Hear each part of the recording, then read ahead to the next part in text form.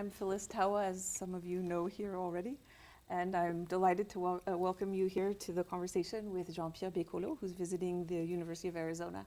First, I'd like to thank the sponsors for this event, Africana Studies, French and Italian, Global Studies, the Honors College, and the Confluent Center for Creative Inquiry. So I'll just do a brief introduction and then we'll go straight to the questions. So Bekolo, Jean-Pierre Bekolo, is an award-winning filmmaker from Cameroon who was born in 1966 and came of age during the 80s and 90s. He studied at the University of Yaoundé and at the Institut National de l'Audiovisuel in Paris and semiotics under the supervision of Christian Metz. He was also part of the inaugural class of the Clinton School of Public Service in 2005. His first film, Quartier Mozart, came out in 1992 when he was just 25 years old.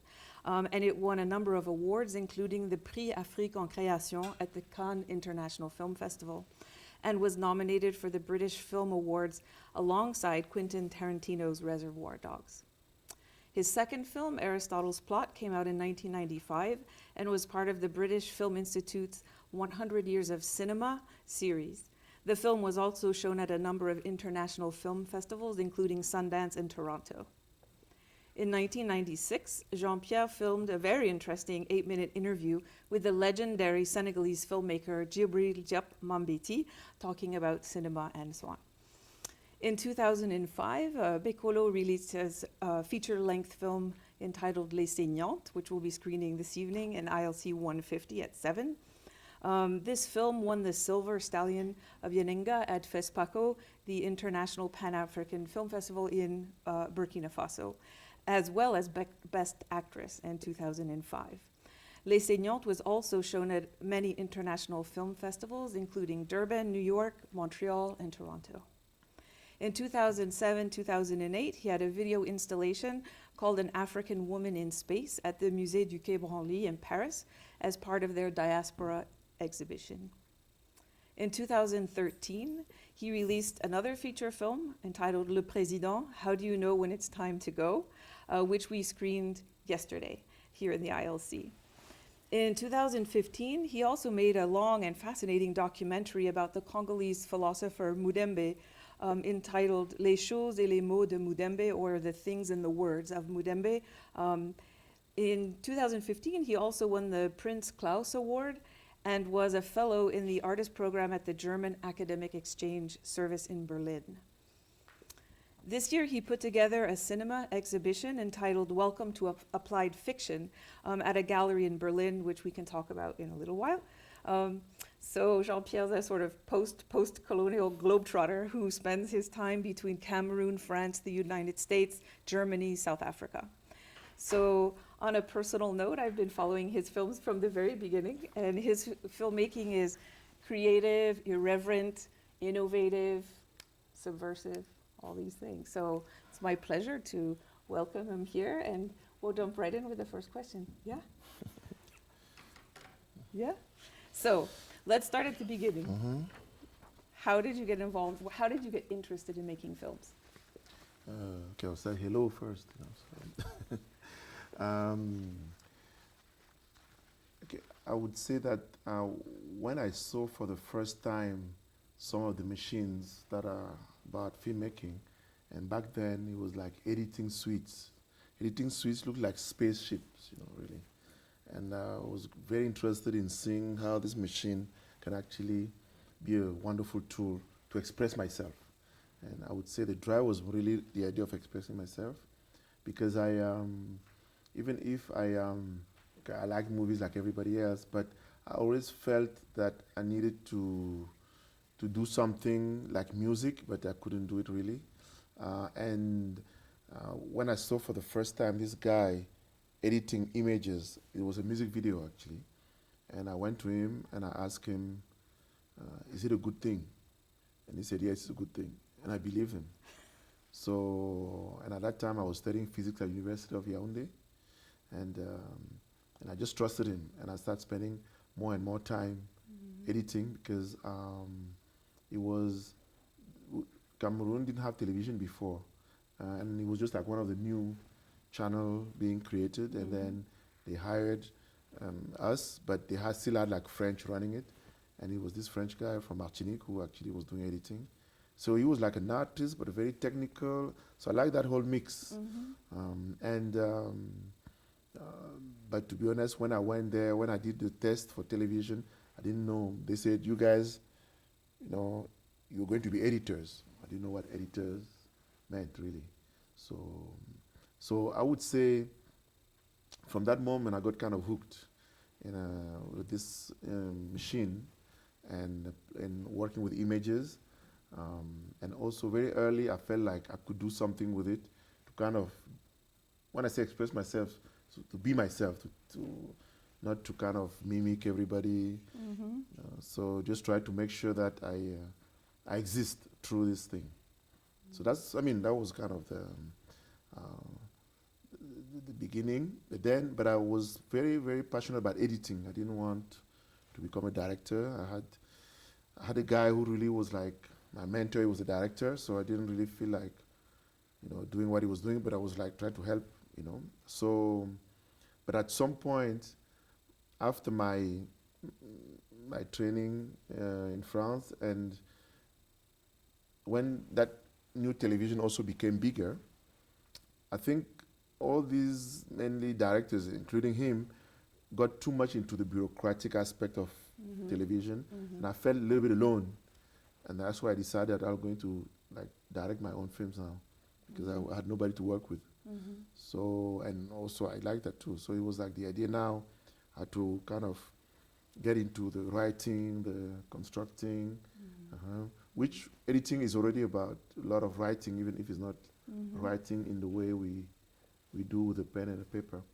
So definitely, from the beginning, I never felt the constraints of following any rule. Because television was new, so they would just say, go and edit the news. We were not even well trained yet. So it's like, I'll just do whatever, then they'll put it on air. So, and that's how I'll always spend my time. So I never felt any constraints, like in terms of creatively, like nobody ever told me what to do. They trained us, they gave us some of the notion, but I felt like self-expression has always been, I've been always helped to express myself, let's say that, put it that way. So a means of creative expression. On that note, can you talk a little bit about Djibril Diop Mambéty's role as an innovator in African cinema? And you made this short film about him, just in conversation with him, a little bit about what he represents as an innovator. Okay, personally, I didn't know him really before. I didn't know anybody anyway, so I was just like new. And my assistant, when I did Quartier Mozart, a girl from Guinea, Khadi Diallo, she was also Djibril's assistant. So she's actually coming out of the shooting of Yae Hyenas. Then she came to my film. Then she was the one who was the connection, because every time she would tell me about him, but more the stories, more intimate story about him than just what people knew. And when we finished shooting the film, went back to Paris, I shot in Cameroon, and she was the one who kind of invited me one evening in a bar, for sure, and Djibril was there, and that's how I met him. And Djibril was a kind of character who he didn't talk much. You could sit with him for an hour, he wouldn't say anything. But he liked you to be there, really. So, but I would say, so on a personal note, he was almost like, how can I say that? On dit parrainé. He kind of welcomed me like a younger brother somehow, without even knowing me, without even seeing anything I've done. What I would say with his film, I would say that Djibril was very into, and that's what the short film I did on him is talking about, to reinventing the grammar of cinema every time. And he used the metaphor of the grandmother who tells stories. But when she tells a story the same way, he asked her, why are you telling me the story the same way? And she's asking him to go and have a conversation with grandma. So he's playing with these two notions, grandmother who tells stories and grammar of the language. So that the two should always reinvent each other. So we should always not tell, the problem is not about telling the same story, it's about telling it the same way. So I think that's the kind of feeling we have with all these Hollywood films that keep telling us not just the same story, but most of the time the same way. Not really the same, but very close, Anyway, so he's emphasizing the idea of language of cinema. And that's what you see in his films, when you watch his film, he's kind of reinvent the language, which I think is the most important thing about filmmaking. The story itself is important, but how you tell it is actually more important. You can tell a story about nothing, like how you left home to come here today. I guess nothing happened. Did something happen just from home to here? And then you start telling that story in such a passionate way, like everybody's sitting like, huh? Yeah. So I think that's what filmmaking is about.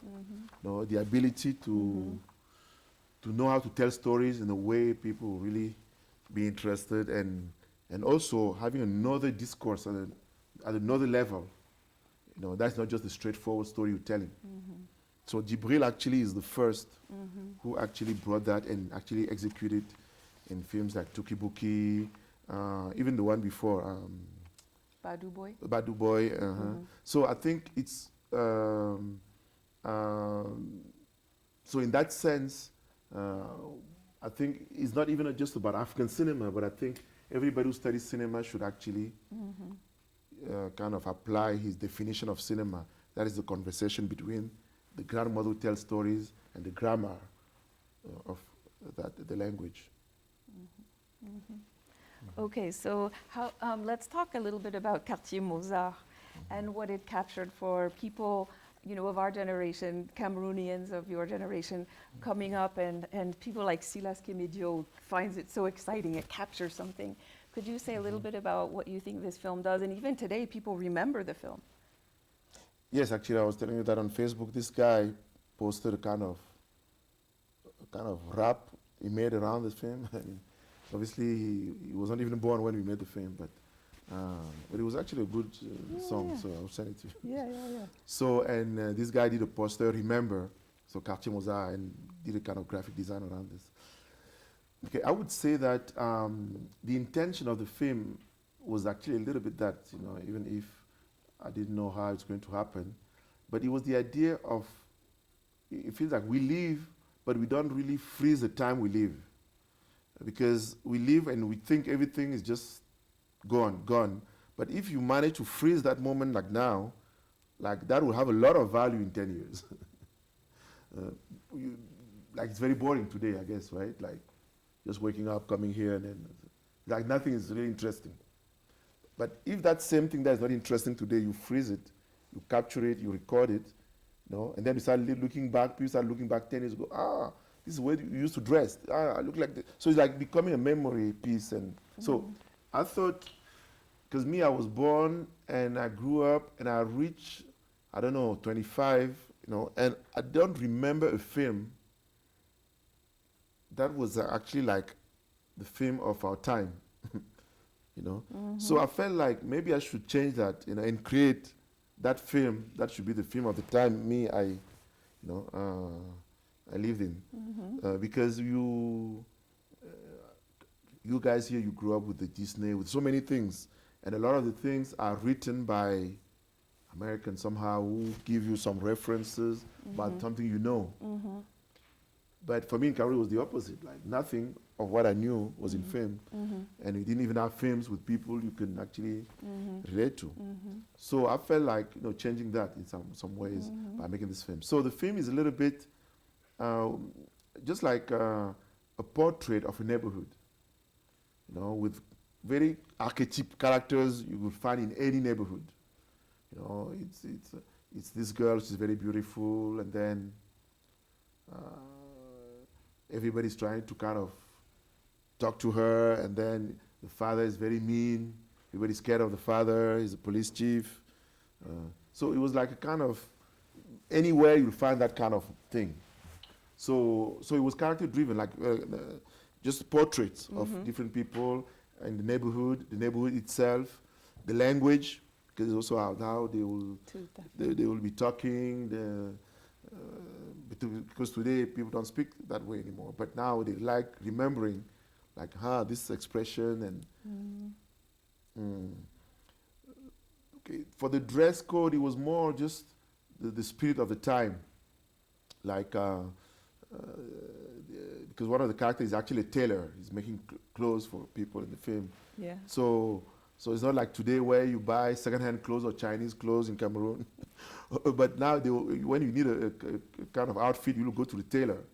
You know, he will design something for you, which is actually luxury today. But back then, you had it, that was cheap, you know, because that's so one of the characters is a tailor. Girls go to him to kind of get dresses, you know, stuff like that. Yeah. But so I just thought it was to capture the daily culture and behavior, and the humor, and so it could have actually been a very good TV series because the characters were there, and then the stories could change and evolve. So that didn't exist really, and consider that television was still very, very new. I mean, it's not that it's still new, but it doesn't still produce anything significant. So we didn't have Facebook, we didn't have internet, so the pop culture was very limited, you know, and that film really came to capture that popular culture of that time. And it kind of matched what I was trying to do. I was just trying to affirm that we exist, and we say that we exist by just showing people being whoever they are, you know. So it's creating a relevant cultural reference point for people to see themselves reflected, engage with, and think about. Yeah. Okay. Let's move on to Les Saignantes, more recent film. For me, this film pushes the envelope in two different ways. One is temporally in terms of time. So let's start with that. And why think about or contemplate what life is like in 2025? Okay, science fiction, I don't know if it's speculation, I don't know how you call it, but the future. Okay, first I'll say that it's only in 2012, because the film was made in 2005, that I was in Edinburgh and at a festival, and that's where for the first time I was told that this film is the first African science fiction film. Myself, I didn't know, like the film was the first African science fiction film. Because I didn't know, because my intention was not to make a science fiction film. I just tried to make a film in the future, speculating. So I didn't try to do the science fiction thing you will see in Star Wars and stuff like that, really. But it was just like, because I feel that every time people talk about Africa, it's in the past, you know, or in the present, that is always ugly, with wars and stuff like that, so starvation. And then, or the past, that's very beautiful, the kingdoms, Lion King, whatever. So anyway, so I was thinking that, you know, by going to the future, it's like people are like, what's wrong with you? What's Africa future? What? No, those two things don't work together. So just because of that, I thought it was important and interesting.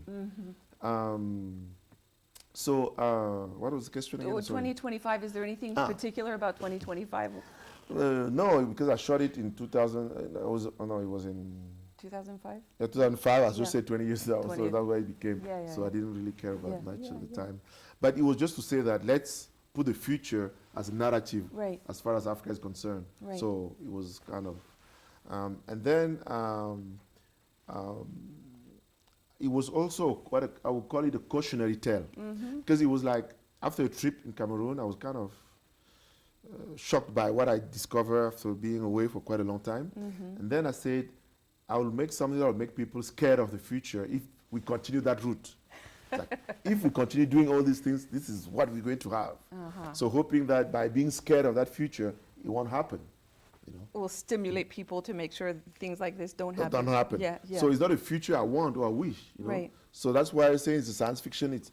But it's not really with the intention of trying to imagine the future. It was actually to kind of stop that future to kind of to appear or to come. The other aspect of that film that's very innovative is the representation of female sexuality.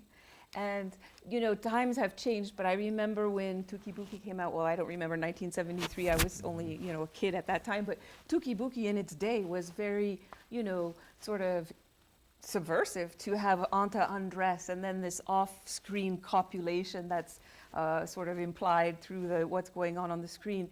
And that was sort of, you know, pushing the envelope in terms of what we could say about sexuality on the screen in African cinema and, you know, the criticism of that and so on. But these days in, you know, Ghana or in Nigeria, there's, you know, series and videos and films in the sort of Nollywood or new Nollywood genre where you have more sexually aggressive or emancipated women. So things have changed. But when you were thinking of Majoli and Chouchou, those characters, what were you thinking about in terms of female sexuality in the film?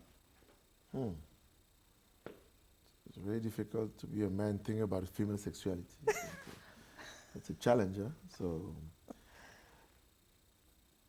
I would say the characters were designed basically for the need, I would even say for the political need of the film, somehow. They had to be attractive, otherwise the film doesn't work, really. Like, if all these people are after this girl has to be kind of interesting, otherwise the story itself doesn't really function. And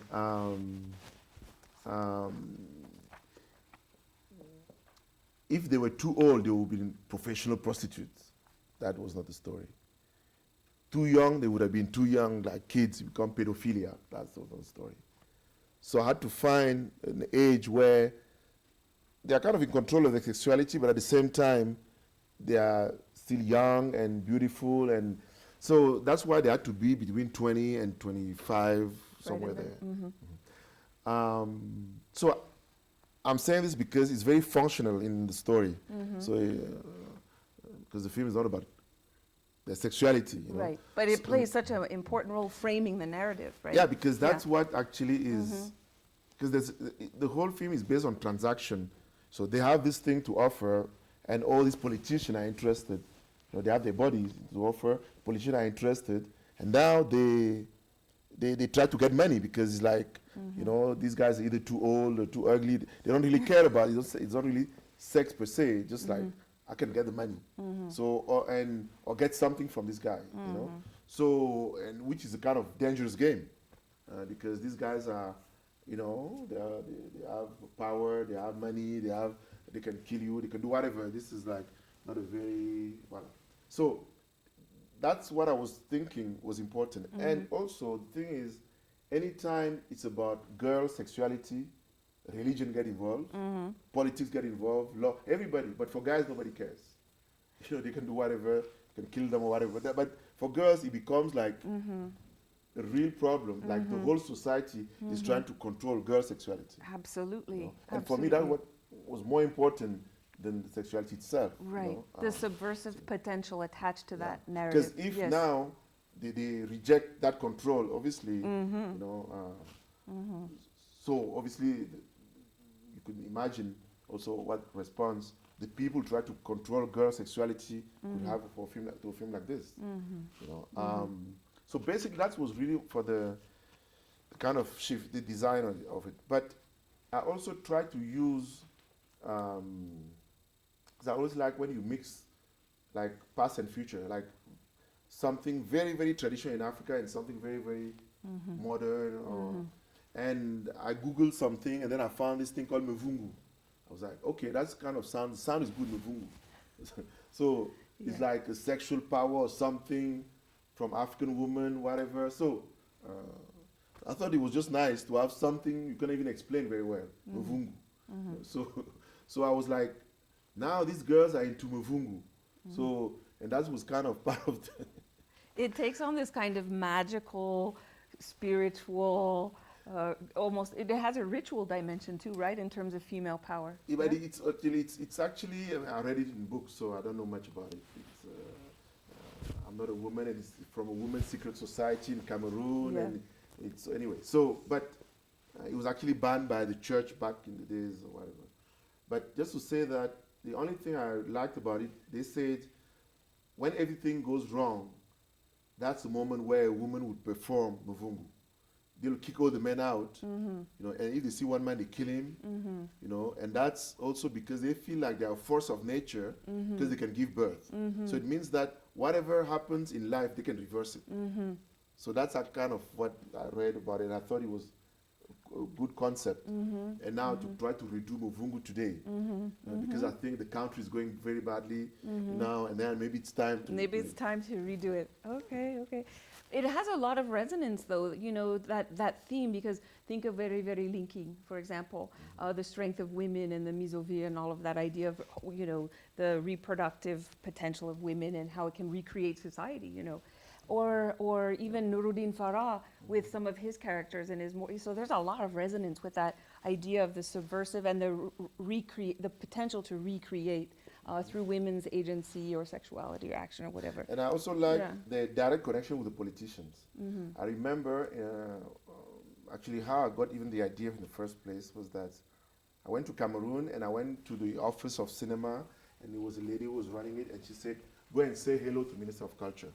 I'm like, okay, I don't do these things, but you know, if you say so, I'll go. So I went, and the Minister of Culture office, this guy was supposed to file the application to see him, asked me for money. And I said, no, I didn't even want to see this guy in the first place. So why should I pay?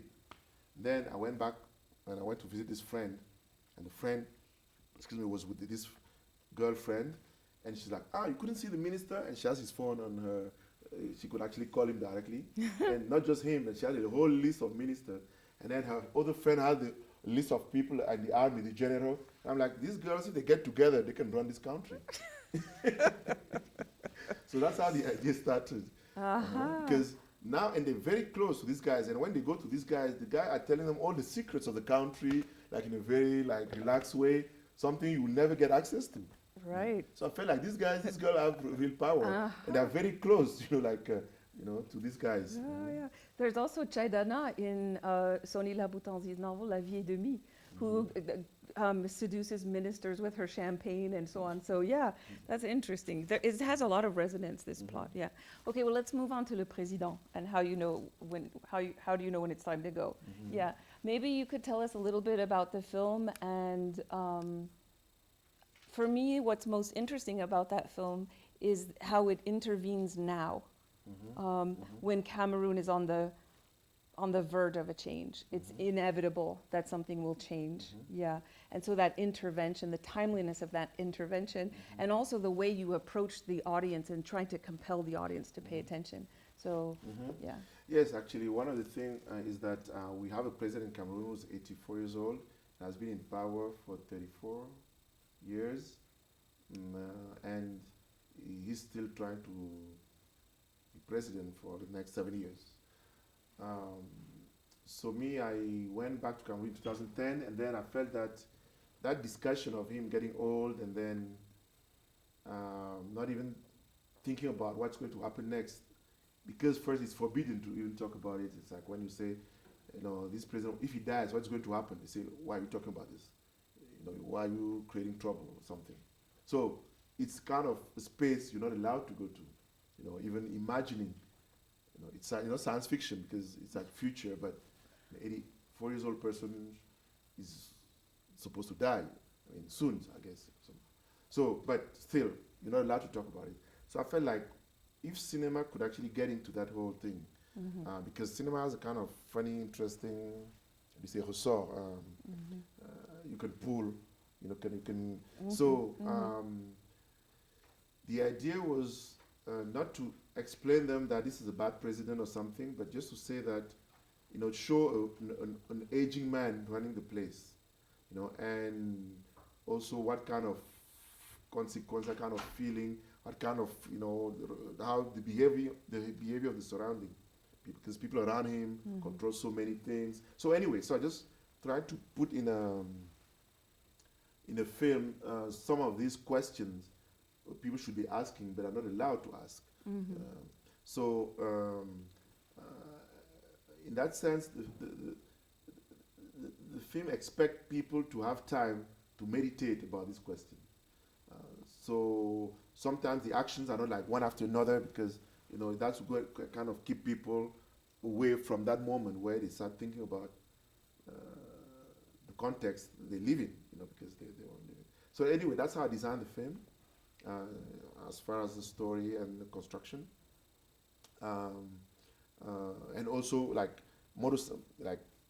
motorcycle.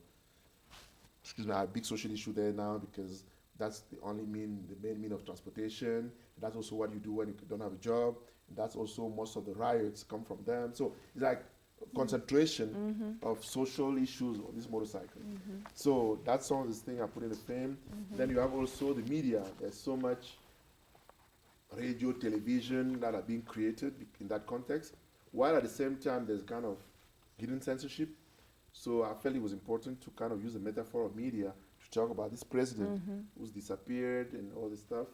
So, so the whole idea here is how do you construct a film not based on what you learn in school, but based on what you see on the ground. So you don't come and push your structure or your knowledge of cinema. You kind of look at the context, and that's what you start organizing the film and the story based on the elements you take on the ground. And that's really what this film is about. But still making sure that it's a film. For example, I would, because there are some people on the ground who do very serious activist work, like this rapper in the story. And I use the fact that the rapper wrote a letter many years ago to the president. And the title of that rap, actually you can find it on YouTube, is Letter to the President. Lettre au Président by Valsero. And then he wrote a second letter actually telling the president that things are bad. I don't know if you know up there, but we down here, things are really bad, and you don't do anything for young people. That was actually the text of and then he wrote a second letter. He said, why don't you answer me, Mr. President? So that was the second song. And my film was almost the third one, saying the president meets the rapper. So I was trying to continue the conversation these guys had already in real life in the film. So there's a scene where the president actually meets the rapper, asking him if he could be president.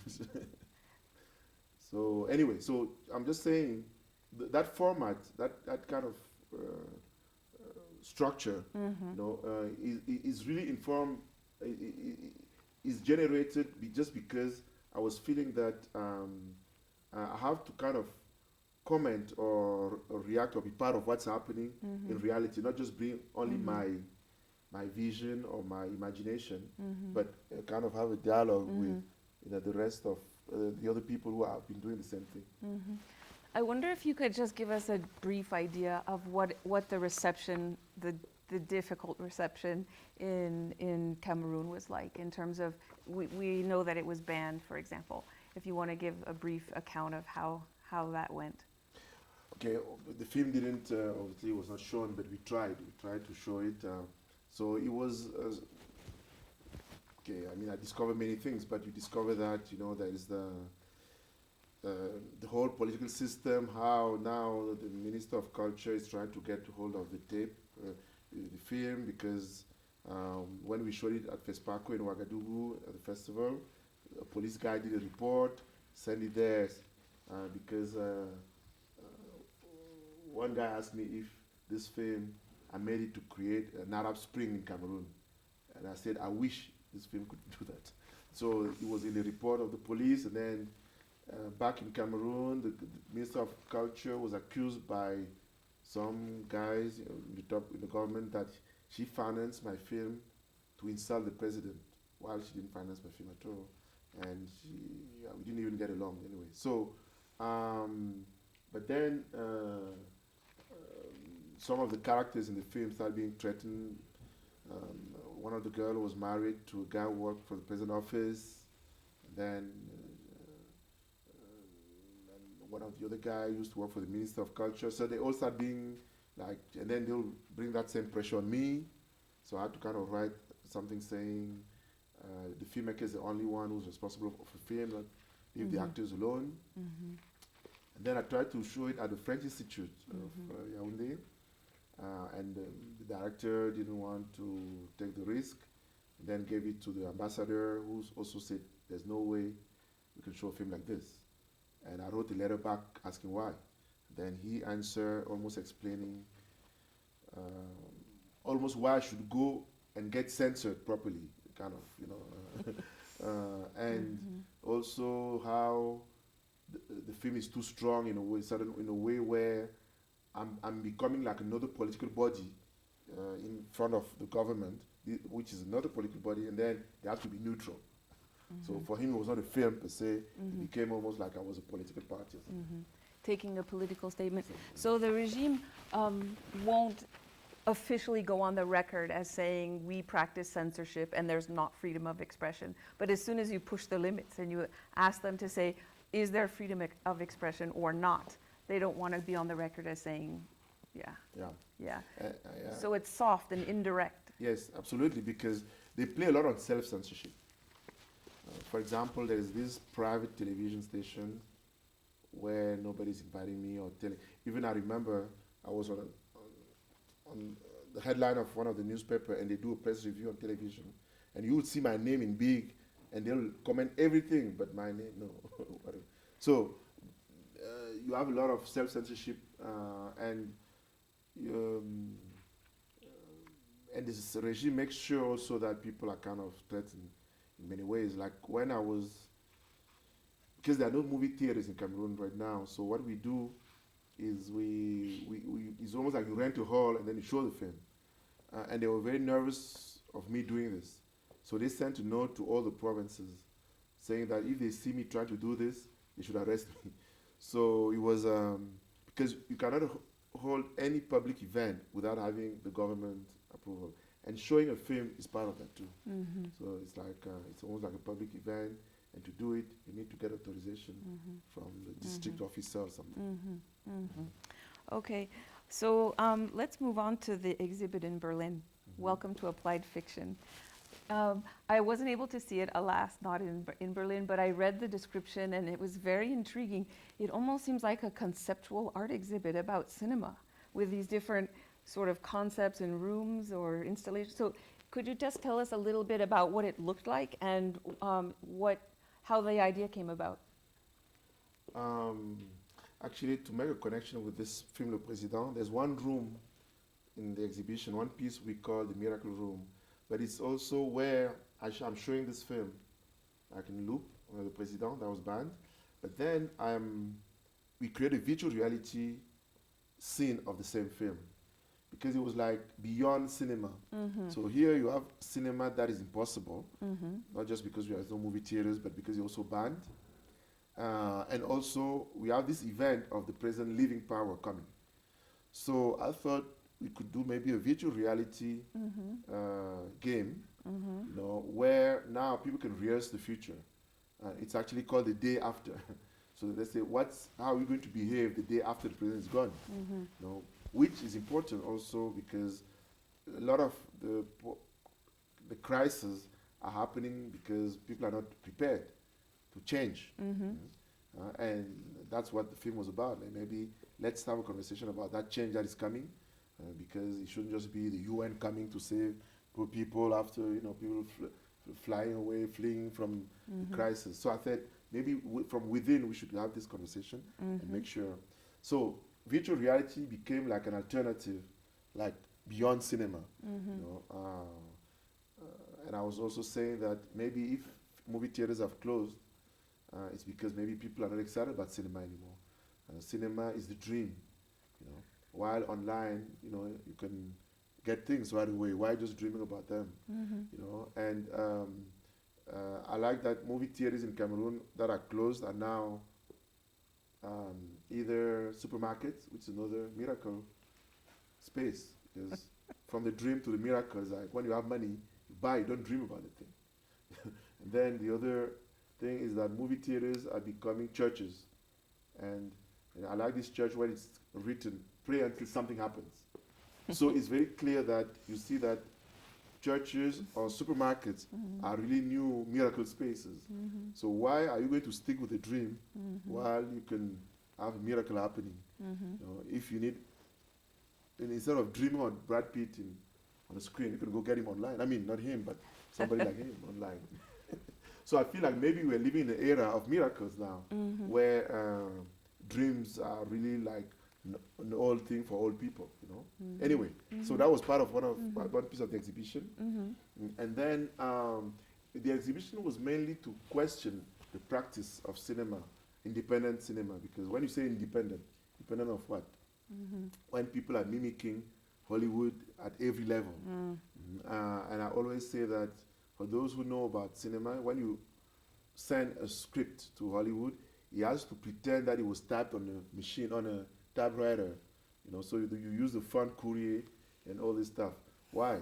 While people are using Twitter, whatever, why can't we do cinema with all these things? We still have to kind of go old-fashioned, you know, to make cinema. We can understand for Hollywood, but why for independence?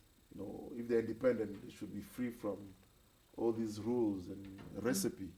So the film was the exhibition was a lot about questioning the idea of recipe, you know, because when you watch a lot of films, you kind of feel like they're the same. And that's why when you flip all the channels, or you go on Netflix, you kind of have like 200 films, but you feel like there's nothing, I'm going to bed. So, which are billions of dollars when you add all the budgets of all these films, but you still feel like there's nothing. You know, so it means somehow that if you feel like there's nothing, actually there's nothing. You know, so because it's the same story over and over again, it's being told to you like Jibril in the same way, you know, and you don't feel that excited. So independent filmmakers should actually be the one kind of shaking a little bit the whole thing, reinventing it, because that's what the Nouvelle Vague in France did. Jean-Luc Godard was one of the leaders of that Nouvelle Vague, the new wave, because they had the new cameras that you could carry, because before camera was so heavy that they had to be in the studio, but you could carry it. And he made this film, Breathless. That was the first film where he would take the camera on the street and just having people running, and then, you know, so, and that was because of technology. And the exhibition was also a lot about technology. Because today, for example, on your iPhone 6S Plus or something, you have 4K videos. But 4K video is like a huge production. Like if you shoot I shot this film in South Africa in January with this camera called Dragon Red, you know, which is 4K. But we needed like, just to run the camera, maybe 6 people, between the assistant, the focus puller, while, and you can not imagine that budget, while with, I don't know, 700 euros.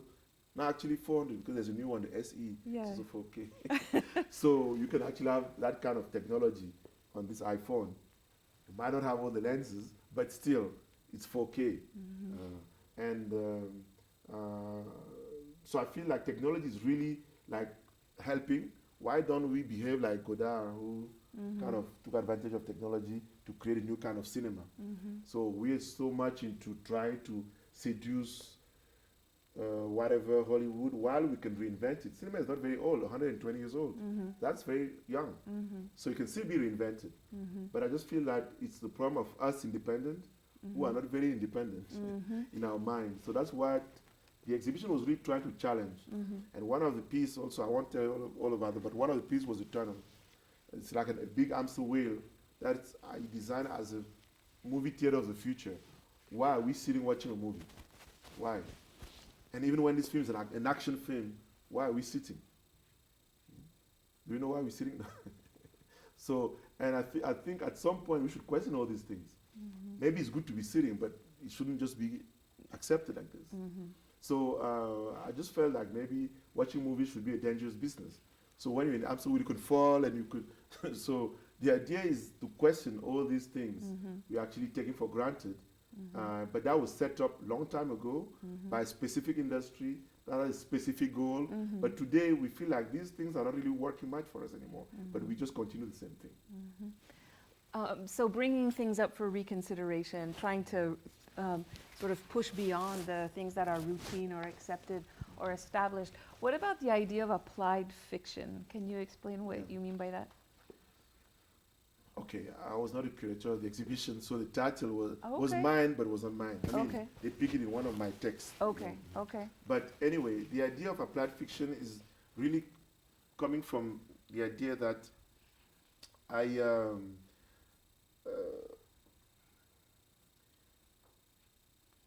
every society, I mean, that really was very interested or passionate about cinema, defined cinema to be something that worked for them.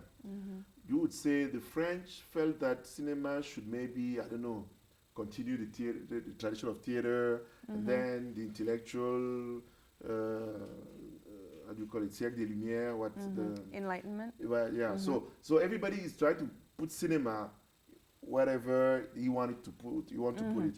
I think in America, I don't know, I read somewhere that it was a code rolling that actually defined cinema to be business. Yeah, 18 something, yeah. So it was not natural, you know. And then cinema also became like, in this industrial society, a way to get entertained, to find energy to go back to work for your boss. So that was really what cinema was. So you kind of get relaxed a little bit so that you could work more the next day. So anyway, entertainment. Greasing the wheels can- of capitalism. So Relax the workers so they can go back. Oh, so it God. had its own function in Yeah. society. So I felt that, Yeah. you know, when you're from Africa, what function cinema should play? Should we just copy the functions Yeah. from America, from Yeah. France, or we need to? So, so the idea was that now we live in kind of societies, and I take my personal case. I don't like the world the way it is. I don't know about you. So I feel that maybe making a film gives me opportunity to kind of reinvent my world the way I want. I mean, obviously, I don't have all the money to do exactly what I want, but still, just play with it at least, you know. And at the same time, I feel that we create like worlds, you know, by making a film. And I wonder why, after I create that film, I can accept a world that is really not good for me, you know. So I wish that if I can speculate of the ideal world, maybe I really want that ideal world to come back in my real world, for example. You know, if I live in a town that has no electricity and I create a film with the town with electricity, I can't just be going back to this town with no electricity. You know, I really would like that real town to have electricity. So I feel that maybe cinema becomes a medium of speculation of our utopias, really. So that's where we can put our dreams, our utopias. Even if it's dystopia, it doesn't matter. But I think, you know, it becomes a medium of our dreams or utopias, what we dream of. And I think we can't just leave it there, because that would be very selfish to say, I'm just a filmmaker, I make films, and fuck reality. Yeah. You know? But we owe so much to reality first. We're alive, you know, that's reality. You know, we eat for real, we do things we like for real. Yeah. So I feel like, and we kind of owe something back to reality somehow. So that's where I felt at a personal level that Okay. this connection, Got it. you know, when you do fiction, you should also kind of, if it was just kind of a way to think reality, or to kind of be able to generate reality, so, and come back and apply it somehow, you know, even if so far the only utopia I think that was tried was communism, I guess. Anyway, but still, you know, I think just accepting things the way they are doesn't kind of match with the whole idea of being a filmmaker and speculating and being able to kind of reinvent other realities. We have maybe 5 minutes for a question or two. If anybody in the audience is brave enough to ask a question, yes? Aspen, you're smiling. No? No? Any questions from the audience? No one? Maybe I should ask a question. Ah, sorry. Go, of course. So how hard is it to finance your films back in your country? I don't finance them. Huh? I don't finance them. No? Where do you How get... do you raise the money for it? So I say I don't get money. So I don't get money, that's what I'm saying. not from Cameroon, but do you get money from, well, where do you get your budgets from? Okay, now the reason why I'm saying this is because, okay, we talk about capitalism a little bit here. One of the things that each film has its own story, okay? If I had to think about money first, there's no way I could have been a filmmaker. Like, okay, you're from Cameroon, you start dreaming about making films with millions of dollars. How? So forget it. Like, for me, that's why I don't like to start with money. And now I came up with this kind of theory, maybe that's mystical. I think each story is attracting its own money. Because I have stories I had for many years, they don't get money, or get financed, or get done. I prefer to say get done, because money doesn't always do things. It's more people who get things done. So there are a lot of stories that don't get attracted, but there are stories that start like today and then tomorrow, start getting everything I need to get it done. So I don't have to think in terms of money, but I have to really dream that this, when I write, I don't have any doubt that it's going to happen. I have to, because otherwise, how, if I start thinking who, where, like how, I don't see, like I can't tell you like right now when, like I'll go there, they'll give me money. There's no way. Like right now, I have 3 films but I haven't finished yet. But I can't say that I have a pattern. I even had one case, somebody called me to offer me $10,000. So it's usually a blend of things, right? In terms of the streams of funding from, Yeah, because obviously you have to bring your own contribution. That's why I will buy an iPhone 6 Plus or whatever, and then you have to also make sure. Actually, one of the things I do a lot, I live with friends I can make film with one day. Like my friends become people I can say, hey, would you mind just come and do this? And it's funny because that's really how I do. Like I spend a lot of time with people. I don't calculate much, but when the time comes to make a film, I'll always do it with people I'm hanging out with. Now you have to understand that cinema has this kind of geopolitics. Film business is geopolitical. So there are funds that are geared to third world countries. To be honest, I really never got this money because my films are not too social. They call them NGO films. I don't do NGO films.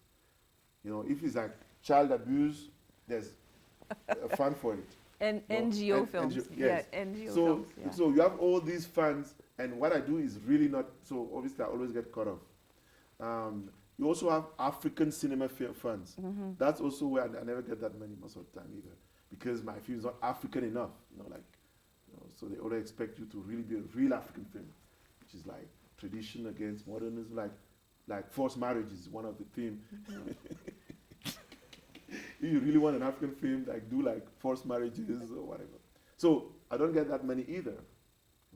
So that's why I'm saying when you say, and now if I go to European or French or American funds, I'm not American, I'm not really French, So you realize that actually most of these funds are not really, in your, but still I get the money, I get the money, I get films made. Obviously it's not like Tarantino, but still, the point is just to make sure that you make the film you have in mind and whatever content you feel like putting in it. So I would, and the reason why I answer your question that way is that don't think about money really. And we had a conference in Berlin in February during the Berlinale, the festival, and I was really thinking that cinema should get out of capitalism in many ways. Because imagine that you decide to make a movie for your girlfriend as a letter. Do you want to say, I can't write you a love letter because I didn't get funding? You lose your girlfriend, right? So today we have so much videos, cameras. So I just think that we need to kind of integrate them in what we do, because we do that. You film stuff, you put it online, on Facebook, on YouTube. You write all these posts. You're not a writer, So I'm just saying, we need to kind of integrate all these things as part of life, and not just trying to follow the business model that was set by Hollywood, and now everybody's trying to follow. But even when you follow it, you're at the bottom of the pyramid because they remain at the top. I love that idea of ideas that bring resources, attract resources, and allow themselves to get done. Those are the ideas that get done. But divorcing that from the sort of calculating budgets and capital and, marketing and distribution and all of that, but to really see it as connected to life and to friends and how we live and to live with it. Yeah, Yeah, I think being a filmmaker is a lifestyle. Really, you have to kind of live what you do. yeah. And money, obviously, when you eat at a restaurant, you have to eat anyway every day. So it's like, I need budget to eat for the film. I say, come on. Like, if you didn't shoot this film, you wouldn't be eating. So I just think Yeah. when you see where the money goes in the budget, Yeah. like it goes in silly things, like how to take a bus. You say, so what, you don't have a transport card or something? Yeah, yeah. So it's very clear that we're just copying what Hollywood is doing. Mm-hmm. You need a driver for fame. That driver will cost you $10,000 for a week. Say, come on, just driving a car? Like, you can make so many people to drive this car for even nothing. So I'm just saying that we don't think anymore what we do. Right. We're just mimicking. Mm-hmm. And that's what capitalism does, the business model. Mm-hmm. So somebody to act in a film asks for $1 million, Mm-hmm. like $1 million to kind of just come and say hello or eat in a film. Like, you have many people who eat for free in a film. Okay, great. Oh, a question, Kenya. How do you find your inspiration, or is there something that inspires you to write your film? That's a good question, because actually I just keep notes, like whatever, like I have a lot of notebooks. I just, but I have a kind of little technique. I think cinema is not in everything, and the worst thing is to kind of spend years on the wrong film idea. So from the beginning, you need to be able to identify what is cinema and what is not. Because a lot of good ideas might be a good book, or could be a good class, but if you shouldn't miss what is really cinema.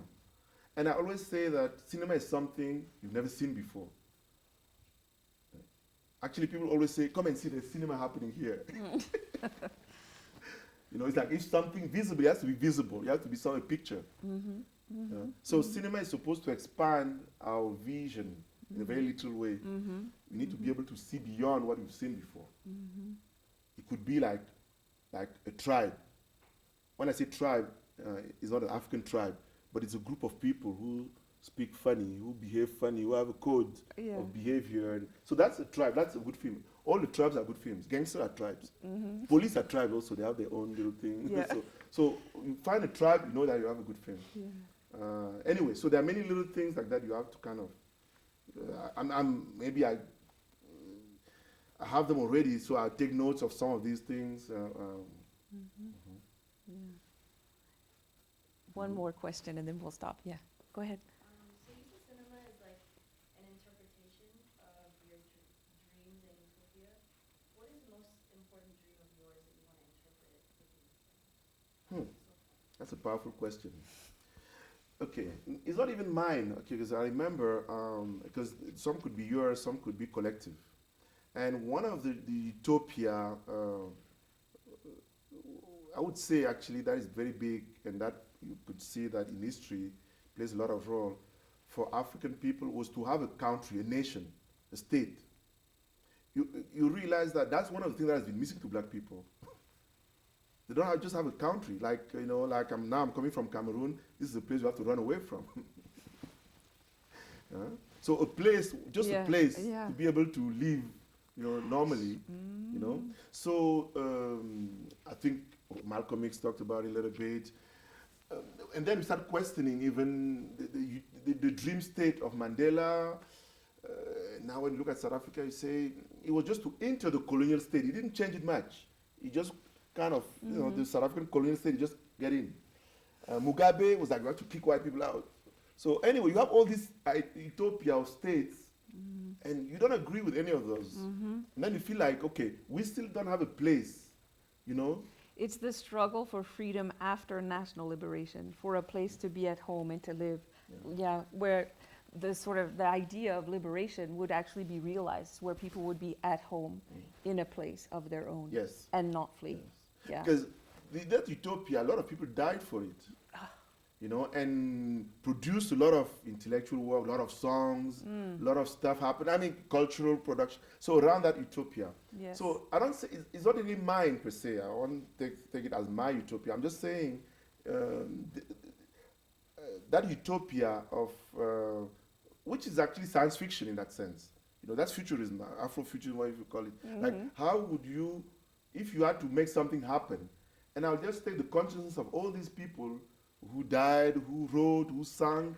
I'm saying maybe the dream, and that's why you see that plot fiction is very interesting, that, you know, these people, let's create a science fiction film to create them a state, and now, if that state now can become real, you know, that would really be like a full circle. On that note, I think we should end there. That's a great idea. Let's sit with that idea. Okay, thank you. Yeah, thank you. Merci.